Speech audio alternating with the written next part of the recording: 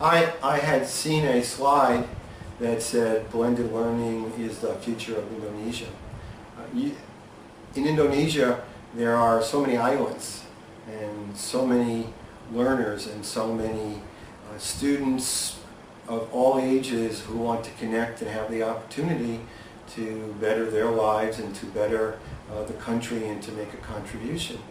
And yet, the distance makes it sometimes difficult to attend a university, or perhaps teachers, for example, are in the classroom during the day and they may want to learn new pedagogical techniques, and they may want to gain additional credentials and additional degrees so they can better teach their students. But how do they come to the university when it's in a fixed place? Through blended learning, we have the opportunity to bring learners to the fixed place, but also to reach out to where the learners are so that they can continue to learn throughout their lifetime.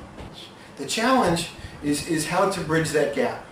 And one thing I've noticed in Indonesia, and when I look at some of the technical reports, the cell phone networks, the 3G that you have now, are much better developed than the cabling system for internet. And through the cell phone and through the wireless networks that exist in many places of Indonesia, we can reach out. But even using lower technologies, we can still reach out. For example, let's take the furthest islands out where 3G may be low. We can still take lectures and we can put those on CDs. We can still use email, which doesn't take much bandwidth. That can be done through cell phone with a minimal amount of connectivity to correspond and to share in the lessons that are being done. So our challenge, I think, is to find ways that we can connect. It doesn't always have to be using the computer that's on your desktop or the laptop that you can take with you.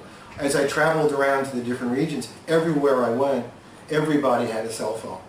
Even when we were in parts of West Sumatra, we were able to connect with the cell phone. We were still able to get 3G.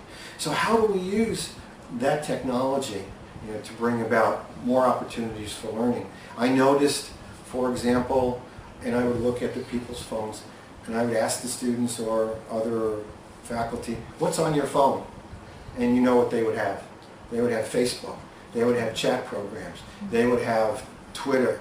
They would have all kinds of tools that they're now using to communicate, the social networks. So I think our challenge as educators in higher education is to see how we can take the tools that the people are already using and make those available for learning.